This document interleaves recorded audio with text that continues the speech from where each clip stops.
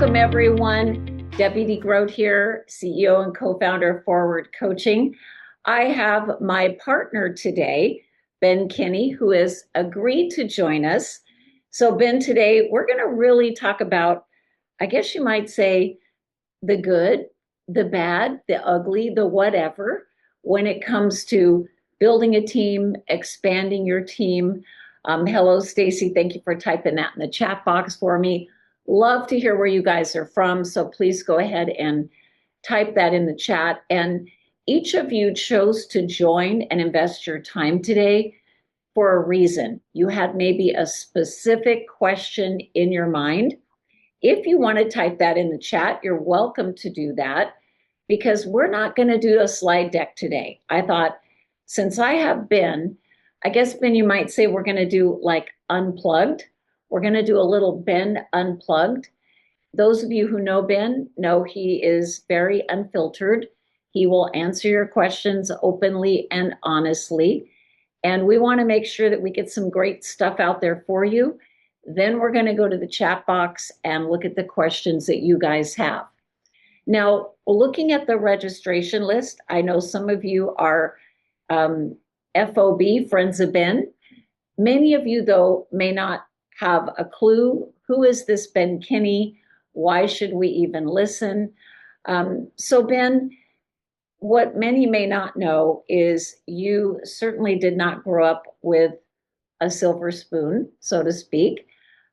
Became a cable guy, found a book on investing in real estate, but needed money, got into real estate, awesome salesperson, went on to build Wall Street Journal's one of the biggest and most powerful teams probably ever built, and technology to support it. And then now something pretty crazy and incredible called Place Inc., which is a real estate technology platform for top teams.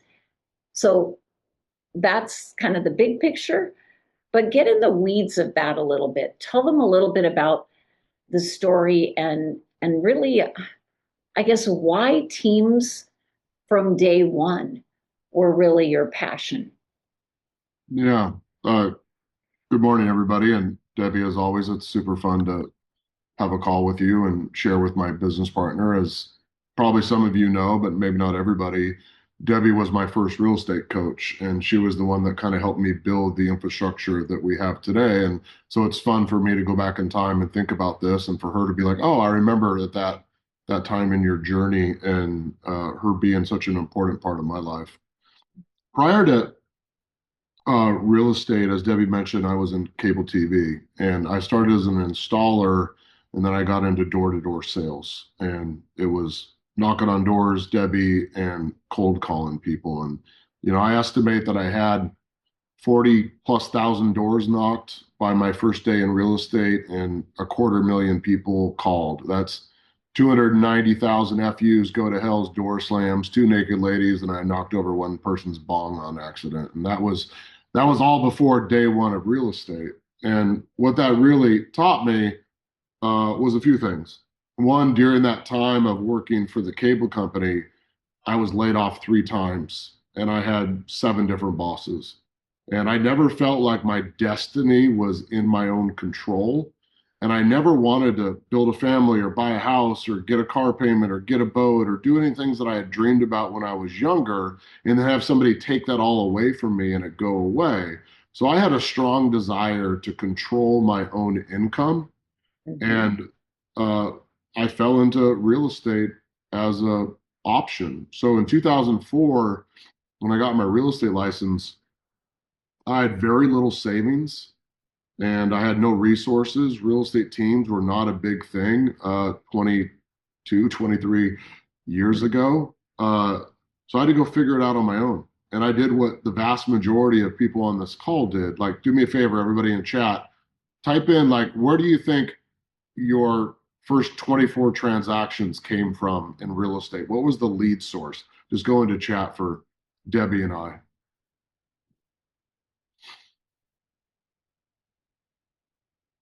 Fear, open houses, sign calls, family, Yeah. fear. Canceled expireds. Mm-hmm. Uh, I didn't do some of those things because I didn't have money.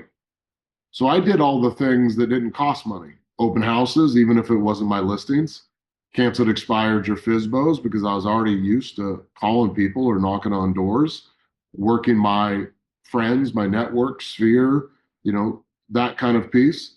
And I went and I found a way to make it work. And I knew at my average sales price back then, which was under 200,000, that I had to sell uh, 20 to 24 homes to cover the income that I was making in my corporate job. But that Mhm. was my goal right away, Debbie, was how do you go out there and just replace that production as fast as possible? And it was very simple. I knew back then that if I talked to 52 people, or if I called 52 people on the phone, I would talk to about 15. Mhm. And about every 15 people I spoke to, I would convince one of them to meet with me to sit down and talk about buying real estate, selling the home they have, or investing in real estate. So I don't know if you ever did anything like this, but I took a roll of 50 pennies and I Mhm. put it in my left pocket. And every time I made a call, I took a penny out of my left pocket and I put it in my right pocket. And I didn't go home until I'd moved all the pennies from my left pocket to my right pocket. That was my work day. And I knew when I had done that, that I had done my effort of growing my business and being productive that day outside of showing homes and outside of open houses and outside of listing appointments. I had to make sure that I made that amount of outreach. By the way, after 3 to 6 months of doing that, it actually became pretty easy. So I took 100 pennies and I moved in my pocket. And I knew that if I did that on average, I would set 1 to 2 new appointments every single day. Hmm. You Interesting.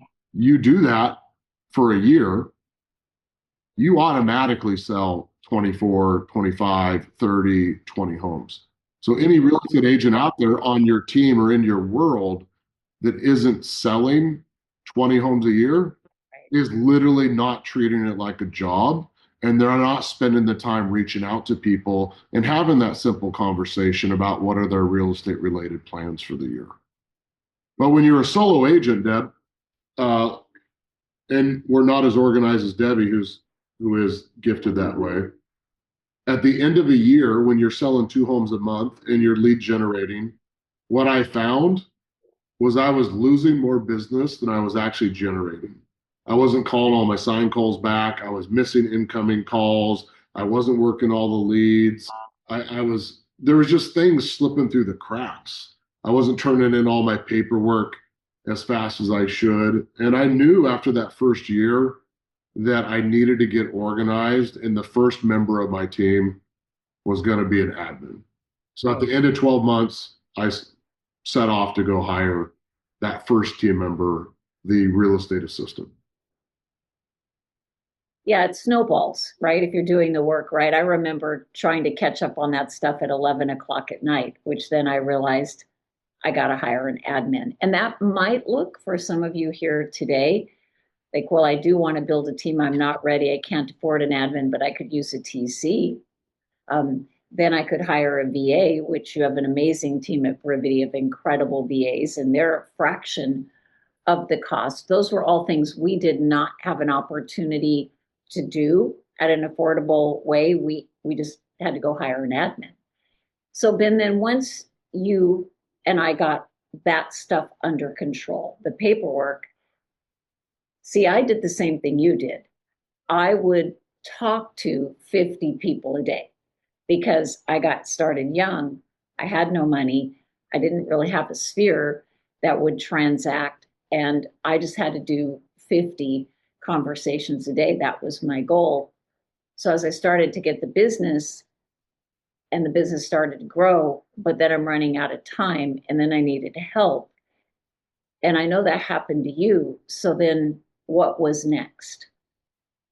Yeah, uh, I think it's a good point. Our top teams in America now use Transactly for transaction management. They go get a virtual assistant from Brivity or some other company, and there's like cheaper ways to get into leverage. But in 2005, when I hired my very first human, who's still with us today, Jolene. Uh, I had to come up with, the $3,000 or $4,000 a month that it cost to pay that salary as my first hire. I remember that first conversation with Jolene. It was super simple. It was, Jolene, I've saved up 3 months of your salary because I felt like that was the responsible thing to do. Uh, but after 90 days, if we're not making more money than we are today, this isn't going to work. We're going to have to part ways. So I need you focused on things that will drive revenue, not necessarily where her heart wanted to go, which was organizing and systemizing, because that is her real gift. In the short term, it wasn't about creating marketing that was going to provide benefits in 12 months or 18 months or 24 months. It was about now business and about making me more efficient. And her and I had that agreement that she would work on that stuff and I would stay out of the other things that would stop us from making money as well. So she would prep call lists for me. She would prep listing paperwork for me. She would remind me who to follow up with. She would enter leads into my CRM or my database to know. She would send out mailings around properties that we had just listed. She would send out direct mail to canceled expireds, FISBOs, notice of defaults, notice of trustee sales to make sure that we were bringing in leads. And here's what was interesting. The same amount of work that I did the year before,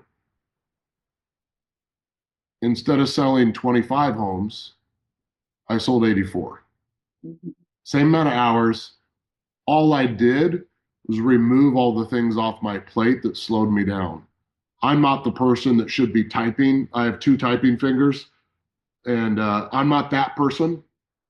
And I'm not the person that should be filling out the green sheets or whatever they were called for your brokerage back then to get paid. I was not the person to send stuff to the title company or to collect earnest money. Like that just wasn't me. A lot of you in real estate, if you're in sales, you're what I consider to be the hunter personality. And hunters' jobs are to go out and kill crap. Like your job's to bring home the bacon, to go out there and find the wild boar and bring it back to camp. And anytime you're not hunting, right, you're letting the tribe, your family starve. And I had to make sure that I was able to do that. So that first year was about building systems and infrastructure when we had time, but really generating now business and following up with all the leads that we have. And it was very easy to go from 25 sales to 80 something. So if any of you have ever hired an admin and your production didn't double or triple, either you're using your newfound time incorrectly or they're spending their time on the wrong activities. Right. Or you've hired the wrong people, right? That don't have the skill you need. How much of your business was buyers? Because showing a buyer is exhausting and time consuming. And I know I always ran about 50-50. And literally that was the worst, 8 o'clock at night, Sunday at 6 p.m. when you've had a long week. And sometimes you just couldn't even fit them in. So what did you do about that? I have my pet peeves today as a leader of a real estate business. I still have my real estate team here in Bellingham. When an agent says, I don't want to drive that far, Mhm. or they say that's too low of a price point, I'm like, listen, my first sale was 137,000 and I drove an hour and a half to get to it. And I drove 4 hours to Moses Lake, and I drove 5 hours to Ocean Shores, and I drove 2 hours to Seattle and 2.5 to Olympia. And I took business wherever I could get it, and I took any buyer I could and any seller I could. But over time, you realize that a great real estate agent can work with 4 to 8 active buyers at a time or 40 to 50 active sellers. So your goal in building a business is increasing your hourly rate. That's it. You ask yourself the question, what is my hourly rate? And could I pay somebody less than I make per hour to do these things? and you slowly start getting those things off your plate, which is why I hired an assistant first, or in many of your instances, a TCA or a VA or something from that. But in a perfect world, you always have a balanced business. You always have 50% buyers and 50% sellers, or 60% sellers and 40% buyers, or 40% sellers and 60% buyers. But it doesn't mean that you, as the agent, has to be the one that works with all of those. So at the end of year one, Jelaine and I started running into the same problem, which year one together of us running the team, which would be year two of my business. When we sold those 84 homes, I was trying to set listing appointments every day, and I was letting buyer leads fall through the crack again. So my hire for year three was a buyer's agent, and that gentleman, Nathan, is still with me today. What is that, 18, 19 years later? uh, I have the honor of still being in business with him. And my goal with Nathan was, you take every buyer lead, you host the open houses, you answer the sign calls, let me go get new listings, and I'll get the sellers, you show the sellers homes. And I brought in that buyer's agent. And the next 12 months, we went from 84-ish homes to 143 sales. And I was working the same amount as I always was, but our income and our hourly rate and the business was continuing to grow. So think about that, everybody. 25 on my own, even though Debbie, on your own with no admin, you did how many? Well, with no admin, I think I got up to 50, but with an admin, 156. She's just more organized and more disciplined and more systemized I than just me. sleep less. I just, Yeah. Uh, that's all. I was not that person, so I needed a little bit more leverage to do that.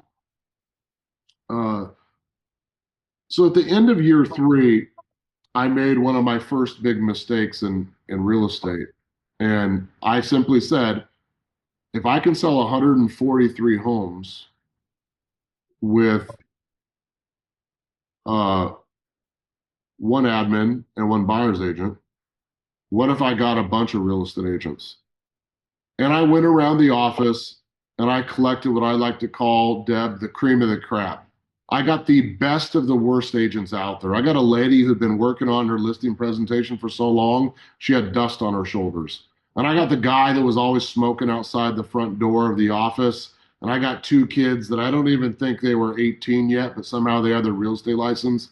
I grabbed every person I could and I brought them onto the team, and I made a couple of good hires. But I started spending all my time trying to motivate unmotivated people. And I think that year I hired 10 additional agents or 9 additional agents. So we had a total of 10 people. I quickly became the largest team in my area within a short period of time. And my sales skyrocketed from 143 sales to 153. 10 more agents, only 10 more sales. That is ridiculous.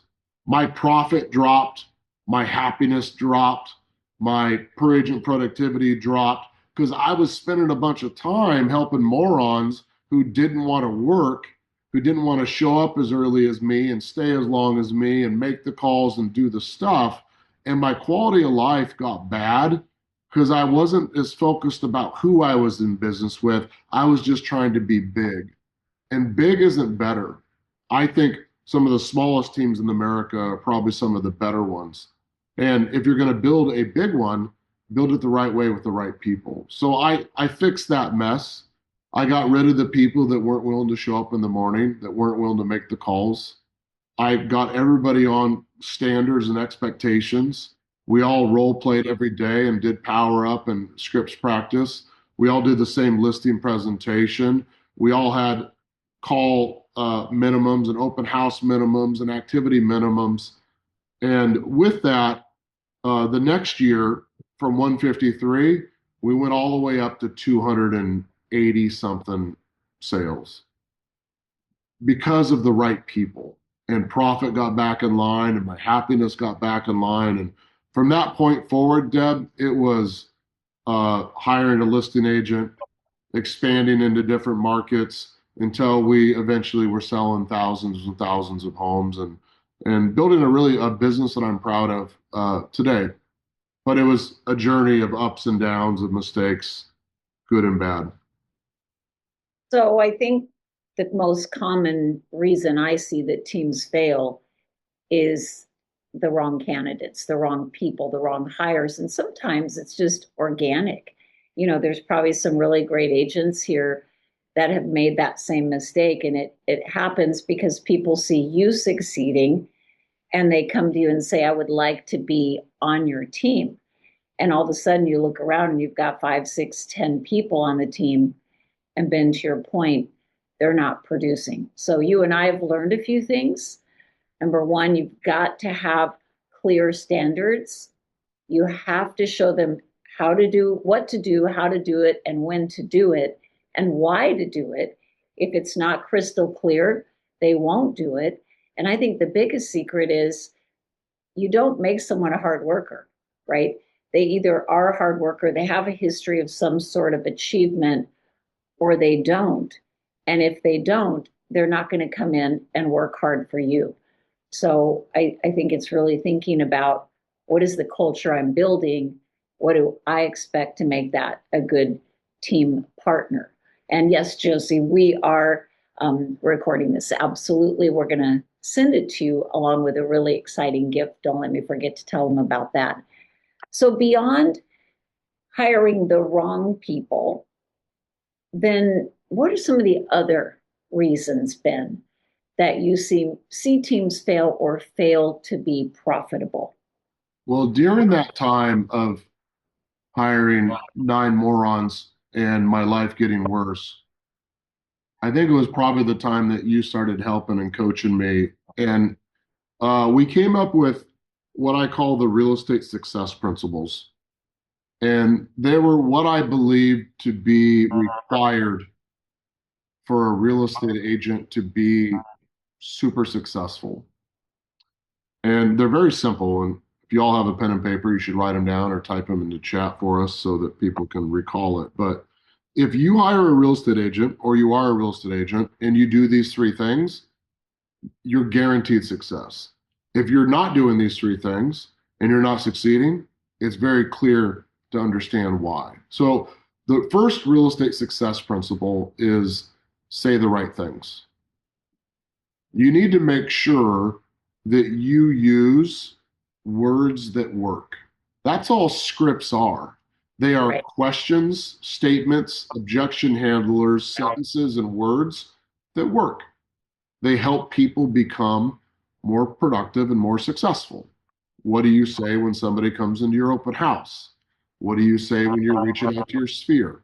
How do you introduce yourself to a for sale by owner or to a canceled expired uh, notice of default? Like, what are the words that work really well? And if you assume that you already have all the right words, you're actually capping your potential. And the best real estate agents in the world, the Debbies, the Chris Hellers, the people that you've read about for years, even when they got to selling hundreds or thousands of homes, still practiced and role played scripts and dialogues on a regular basis. So the first success principle is say the right things.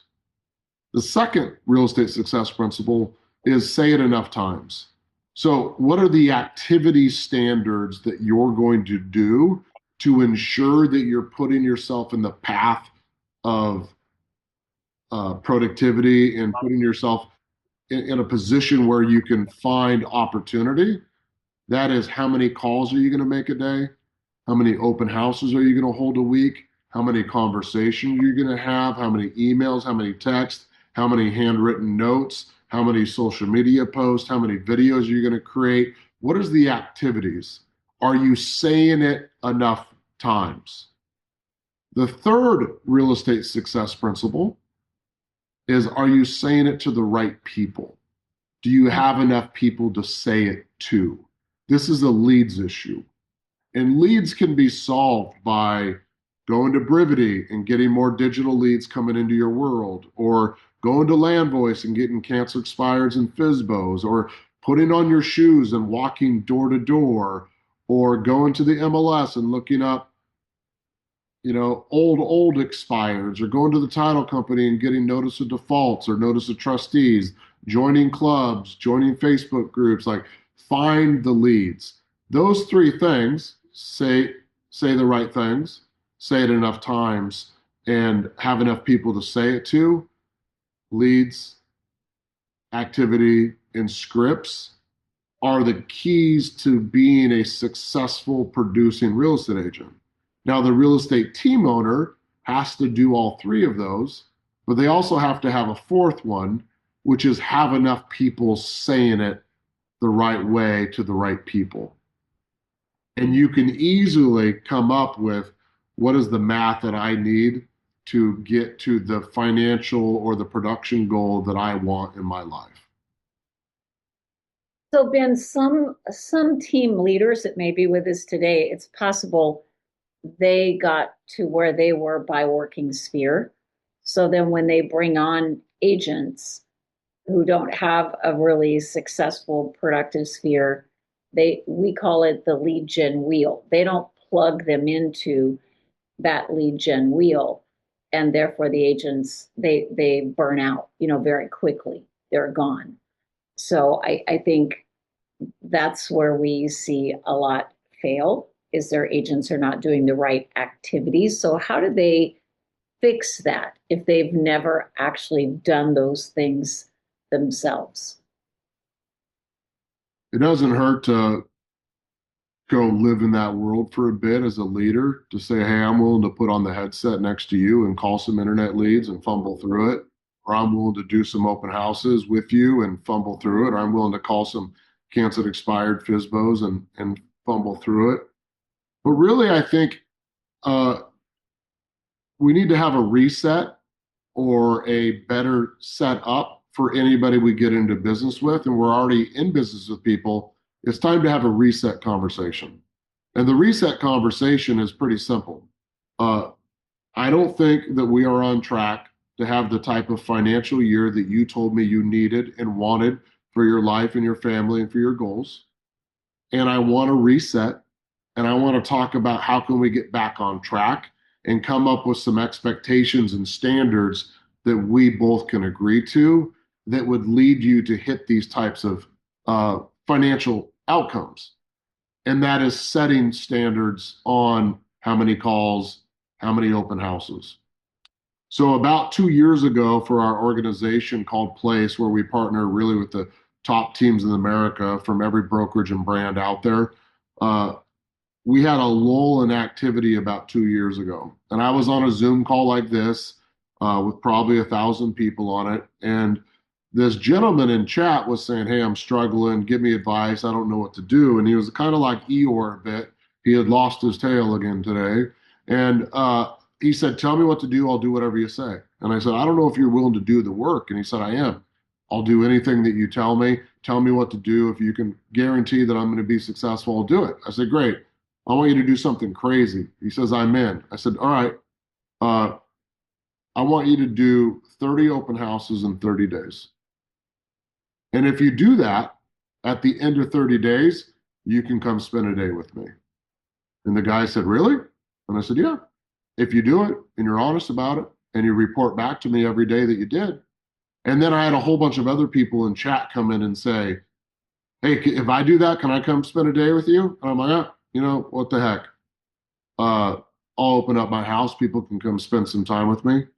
And at the end of that 30-day period, Deb, we had 143 people do 30 open houses in 30 days.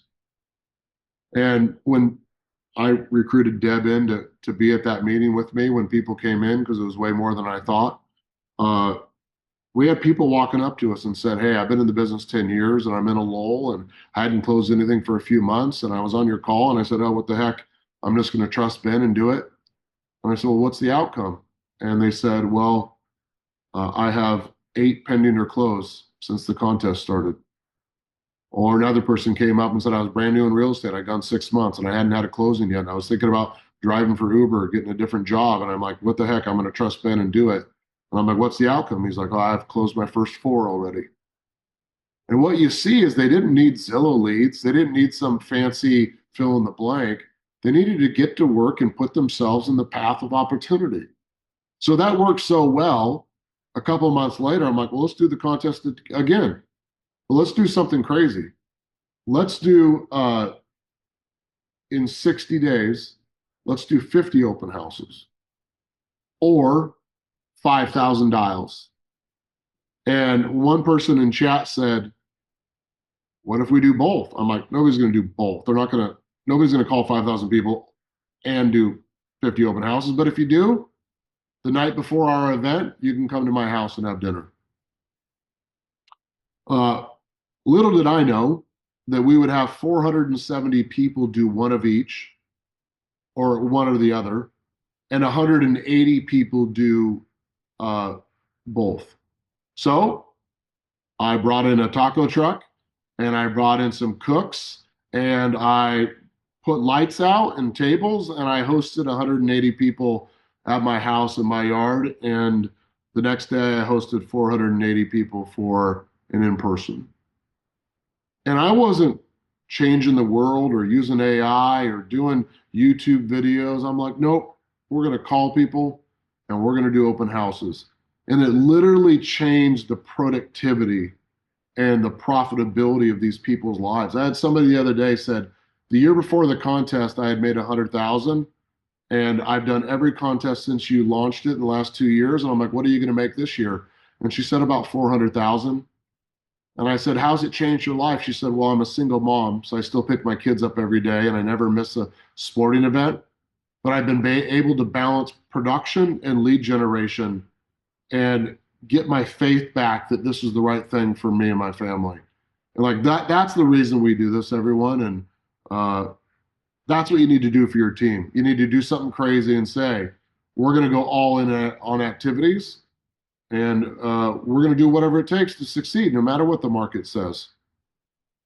Yeah, I remember my first broker when he hired me, he said, okay, you're 18, you have no money, you know nothing, you have no sphere.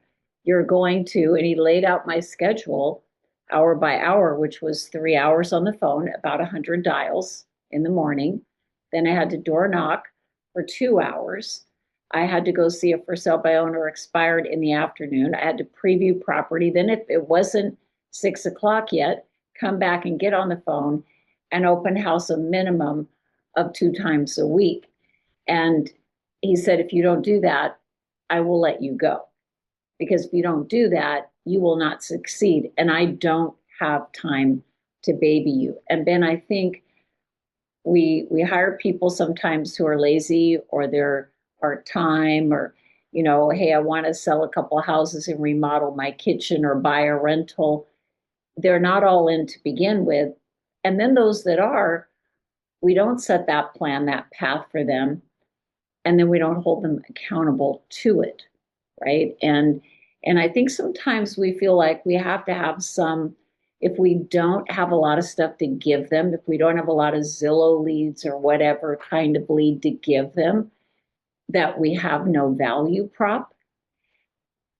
My broker had no leads to give me. The best gift he gave me was setting that plan, holding me accountable to it, and then also allowing me to shadow him when he was making calls, when he was going out on a listing. I mean, that was priceless. So I feel like there's a lot of worry about that. Like, if I don't have enough goodies to give them, why would they join me and why would they stay with me? And really, it's because they are succeeding. Yeah, that's it. So let's talk about the systems, because I think that we all know technology is super important. Having a system to hold them accountable, having a way from them to manage and nurture leads. I mean, is that why you built Brivity? Because you needed it for your team? I went to a John Maxwell conference called Exchange, which was a phenomenal event, and I'd read a bunch of John's books. And at the event, John said, "Systems make the ordinary extraordinary." And I've always put myself in the ordinary category. Like I was a B student or a B minus student. Uh, I was never the smartest. I was never the fastest. I was never the most athletic. Um, but I've been able to get extraordinary results. And I think that comes from uh, a strong work ethic and a willing to outperform or outwork my competitors, but also that I ask the simple question, what is the system we're going to create for that? Document your scripts and create a process for handling your listings and create a process for handling your buyers and for your listing presentation and for following up with leads. 15, 20 years ago, I created a program called the 10 Days of Pain for following up with leads. And any CRM in America you go into, somebody has a 10 Days of Pain program in there and they don't even know that we created it. But I created it because I knew that on average, the buyer would look for 10 to 14 days when they become serious about buying before choosing an agent. And when I got that lead at an open house or a sign call or for an internet lead, I didn't know if they're on day one or day 14. So I had to be aggressive in following up with them in the first 2 weeks. That was a system. So when you saw that we started building Brivity, Brivity was about giving us our time back so that we could spend our time doing the things that matter, which are recruiting agents, going on listing presentations, working on buyer consults, asking for referrals, investing our money, that kind of stuff. Uh, Brevity is about making yourself more efficient. Transaction management, auto plans, lead follow up, recruiting software, AI tools, like all of that is about giving us our time back so that we can be the most productive hunters out there. Technology should improve your life, not take away from your life. So, Ben, if someone comes onto your team and they say, well, I got my own tech, I got to do my own thing, go my own way. Um, I don't think you allow that, right? No, I don't. I have a recipe that guarantees success. But if you start screwing with my recipe and dumping pickles and chocolate and cayenne and pork and oranges into the pot, you're going to end up with shit soup. And if you want to be a part of my recipe and wear my logo and be a part of our world, you're agreeing to follow my playbook. I don't offer a gym membership. I offer a CrossFit program. If Right. you're willing to do the CrossFit workout, you're going to get healthy financially by partnering with me. If you want a gym membership, go join a brokerage. That's what brokerages provide. It's a plethora of tools and equipment for you to use when you want any particular order you want to use it. That's not what I do. So let's do something here really quick. So I'm a potential recruit. We're on the phone. You're screening me to decide if it's worth it for you to actually spend your time to meet with me. Give them an example really quickly of some of the questions you would ask. Let me think about that. Debbie, in a perfect world in 12 months, what would you need your annual income to be after expenses, since our team covers 90% of all expenses that are required in real estate? What would your take home need to be for you and your family to be successful? Well, I need 60,000 to contribute to my household, but I really want to earn 100,000. Okay. So in my world right now, let's say we have an average commission of 10,000. Uh, we in partnership we share that. So you would get 5,000, we would get 5,000. I pay all the expenses out of my 5,000, so I keep a very small percentage of that, but you're going to walk away with roughly 5,000 free and clear. To hit that $100,000 goal, you're going to have to sell 20 homes or roughly two a month. Okay. Does that make sense? Yep, that makes sense. In order to sell two homes a month, you're going to have to probably uh, close 12 listings and 12 buyers, or 18 listings and six buyers, or 18 buyers. And you understand, we're going to split that up. But in order to get 12 listings, you're probably, or 12 listings sold, you're going to probably have to take 24 listings uh, because some are going to expire, some are going to cancel, some are still going to be active at the end of the year. Does that make sense? Yes. In order to get 12 buyers closed, you're probably going to have to get into buyer's agency agreements, double that, so 24. Okay. That's a lot of people. Yeah, roughly. Yeah. Because some are going to buy later, some are not going to get pre-approved, some are going to fall apart, but on average. But in order to get 24 listings live and 24 buyers in buyer agency, you're going to have to meet with double of that. Mm. Double of that is 48 sellers and 48 buyers in a calendar year. Follow me for 1 second. Deb, you might get sick a week a year. You're going to go to some training. You're going to take some family vacation. On average, you're going to miss about 4 weeks a year out of your business. Does that math for you? Yes. But how do I get those? If you take 4 weeks off a year, that will leave you 48 weeks to work. Make Right. sense? Right. And we just said that we had to get 48 buyer appointments a year and 48 seller appointments a year to make that work. So really what I'm saying is your job as a real estate agent is to meet with one buyer every single week and one seller every single week. And if you do that, you can really guarantee that you're going to sell at minimum 24 homes. Now, Okay. our team has a database of leads. It has a recommended activities. It has presentations, scripts, transaction management, marketing, and tools to help you do that. But you're going to have to agree to do the work. At that point, they should have said, oh, from Monday to Sunday, all I got to do is meet with two brand new people that I've never met with. That actually seems kind of easy. It seems possible. And I say, exactly, if you're willing to do the work. And then I walk through the type of activities that they would have to do to meet with two brand new people every single week. And I don't think a lot of people realize that the way to sell 24 to 36 or 24 to 48 homes a year is simply to meet with two new people every single week. That's our only goal by Sunday night is to find two people that'll meet with them.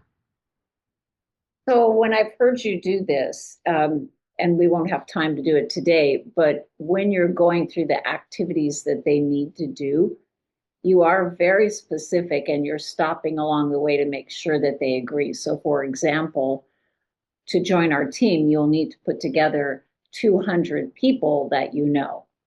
And you're going to bring that in, and we're going to help you plug that into our tools, our technology, our nurture campaigns. We're going to teach you how to call and how to work with these people.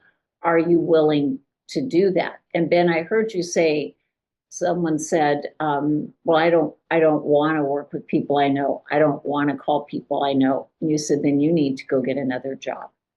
Right.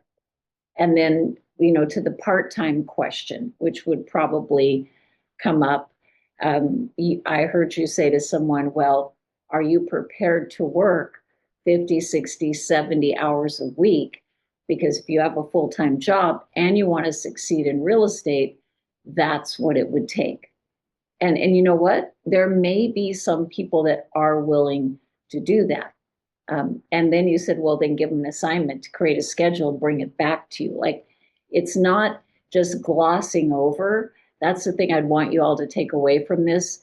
Once you have your standards, it's not just throwing them out there and saying, these are my standards. Are you good? Okay, great. Let's sign you up. It's stopping along the way. I mean, I've heard you say, are you willing to work evenings and weekends? That's what it'll take. We're going to put you on the phone, tie you into our technology, and you're going to dial 1,000 numbers in a day. We don't care about the outcome. It's just mastering the art of making those dials. So it's fair to them if you tell them up front what you are getting them into. And Cerise made a point that sometimes the newer agents are really sensitive to accountability, to rejection. But if we make it about them, you told me this was your plan. You told me your family needs you to accomplish this. Now, I need your permission to take you back to what the original plan was. Um, but Ben, you know, I heard something the other day that the main reason these agents they might hire fail to take action is their insane fear of rejection and fear of calling people. If they will stick with that rhythm and that routine for a few months, they will get used to it. You and I did. You know, it wasn't fun at first. We got used to it. But how do you coach them on that as they're coming on board as a new agent, or maybe what we call a broken wing, someone who has been in the business but they haven't succeeded? How do we get them past that fear? People will say things like, I don't know if open houses work for me.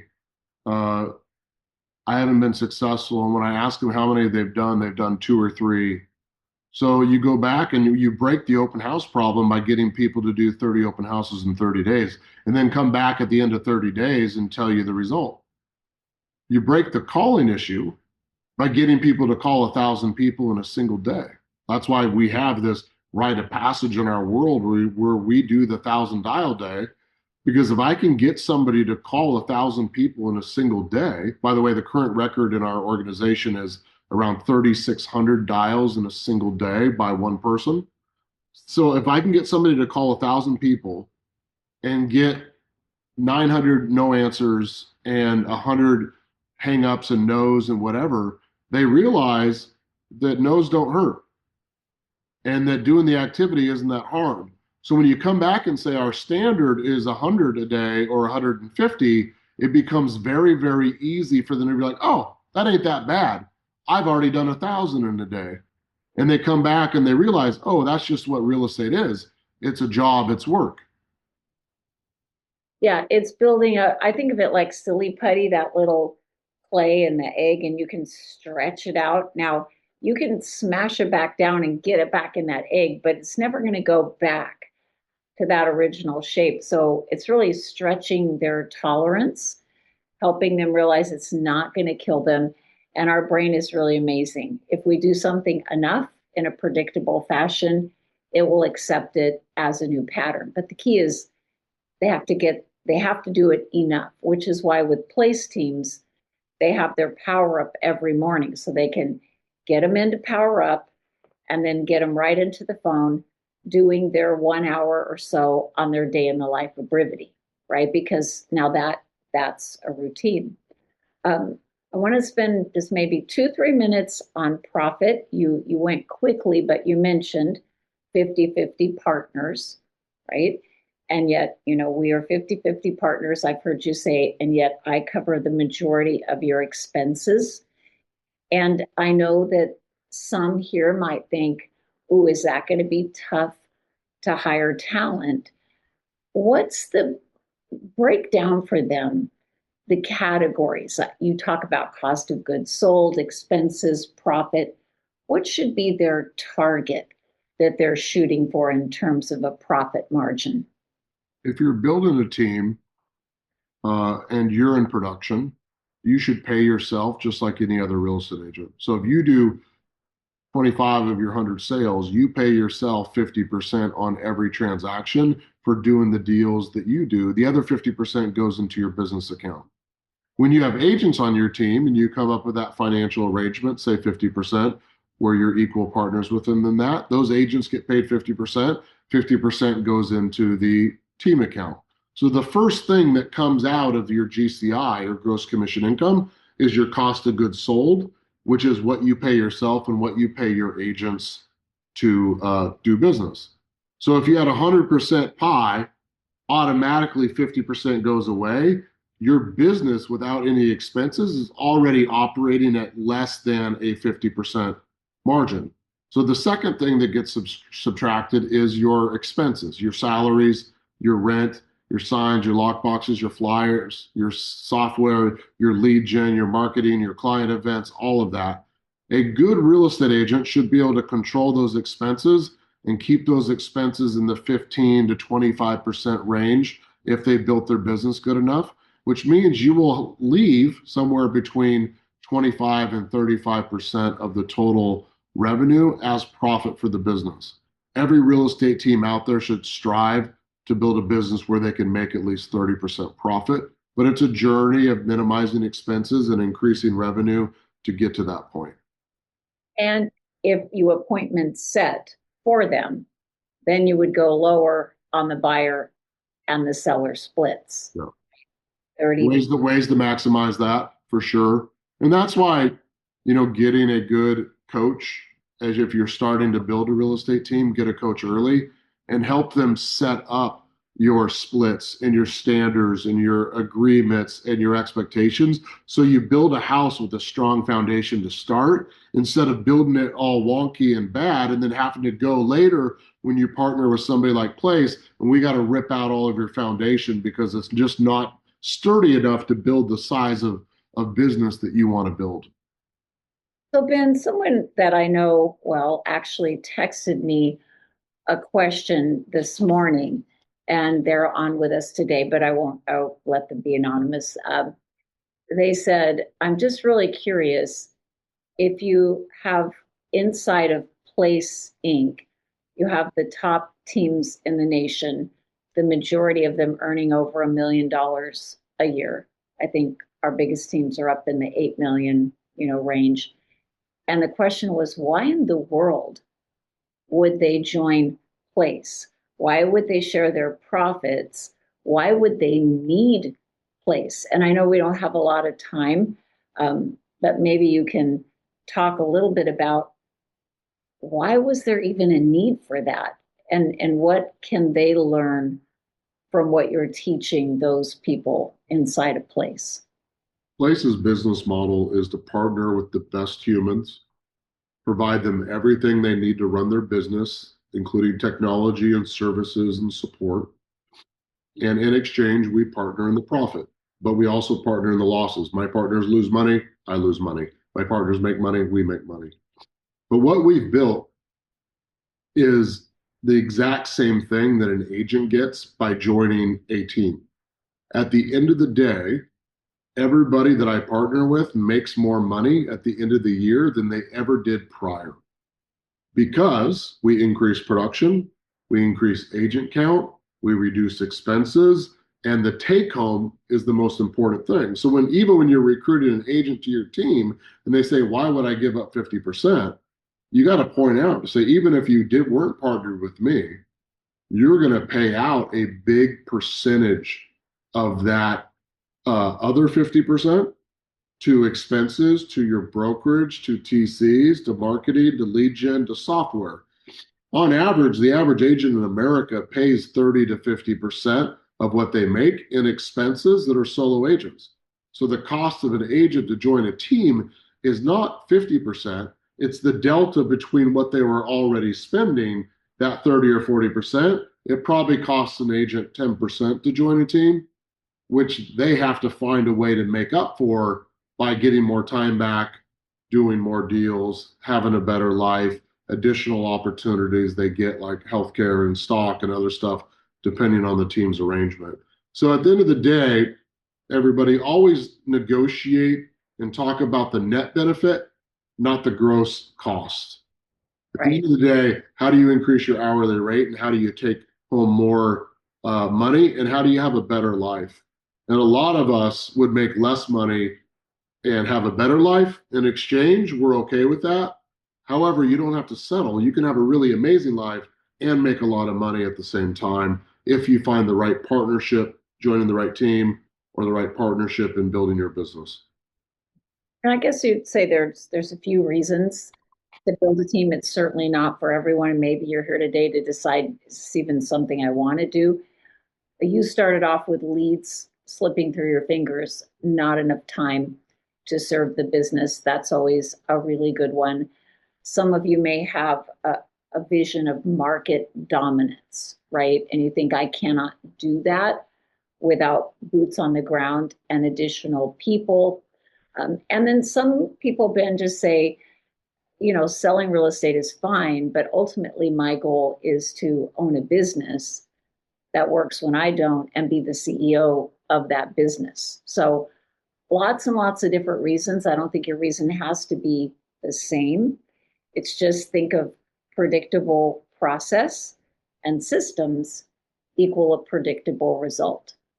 And so Ben, you and I talked a few months ago about we are both very passionate about giving back to the industry that has been so good to us. And of course, we're business people, so we know if we get to meet you guys, you might look up Brivity or Place or Forward or might consider utilizing that tool. Um, but we thought it would be really fun to combine our experience and also to pull from some of these great team leaders that you and I work with and interview them because they're all so different in how they build the teams.